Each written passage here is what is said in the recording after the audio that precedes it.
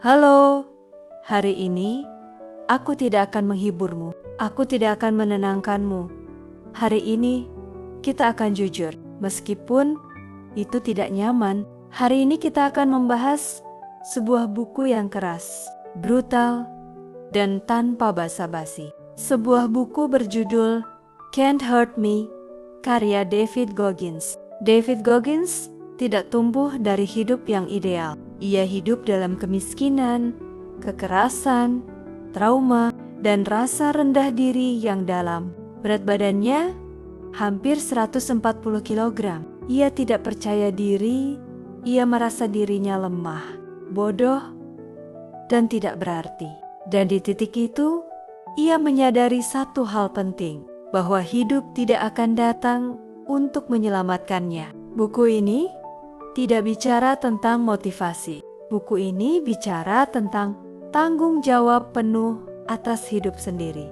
Goggins mengajarkan bahwa sebagian besar manusia berhenti bukan karena tidak mampu, tetapi karena pikirannya menyerah lebih dulu. Ia memperkenalkan konsep Kalis Mind, pikiran yang dilatih menghadapi rasa sakit, bukan dihindari, bukan dilari.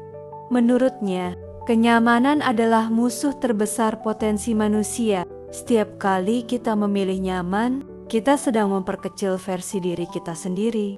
Buku ini juga membahas tentang accountability mirror, cermin kejujuran, tempat kita berhenti menyalahkan keadaan dan mulai bertanya, apa yang sudah aku lakukan dengan maksimal? Goggins menekankan bahwa masa lalu tidak menentukan siapa kita, tetapi sikap kita terhadap rasa sakitlah yang membentuk karakter. Ia tidak mengajarkan untuk mencintai penderitaan, tetapi untuk tidak takut padanya. Karena justru di saat kita ingin berhenti, di sanalah pertumbuhan sebenarnya terjadi.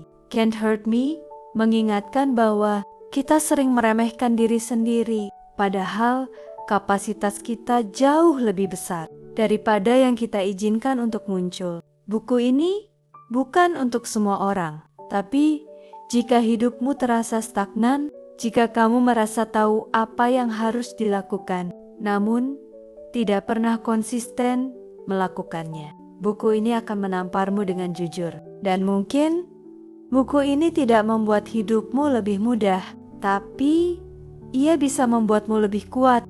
Buku ini juga menekankan satu hal yang sering kita hindari, kejujuran pada diri sendiri. David Goggins percaya bahwa kebanyakan orang tidak gagal karena kurang kemampuan, tetapi karena mereka terlalu sering berbohong pada diri sendiri. Kita mengatakan aku sudah berusaha, padahal sebenarnya kita berhenti di batas nyaman. Ia memperkenalkan konsep taking souls, bukan tentang mengalahkan orang lain, tetapi tentang melampaui batas diri sendiri saat pikiran sudah menyerah. Setiap kali kita tetap melangkah, ketika tubuh ingin berhenti, kepercayaan diri kita tidak dibangun dari kata-kata, melainkan dari bukti nyata. Goggins juga membahas tentang penderitaan yang disengaja. Melakukan hal sulit bukan karena harus, tetapi karena kita memilih untuk memperkuat mental. Bangun lebih pagi, berlatih saat lelah, tetap konsisten saat tidak ada yang melihat. Semua itu membentuk karakter yang tidak mudah runtuh. Buku ini menolak gagasan bahwa kita harus menunggu termotivasi. Motivasi datang dan pergi. Disiplinlah yang tinggal. Menurut Goggins, saat hidup terasa berat, itu bukan tanda untuk berhenti, tetapi tanda bahwa kita sedang ditempa. Setiap rasa sakit menyimpan pelajaran.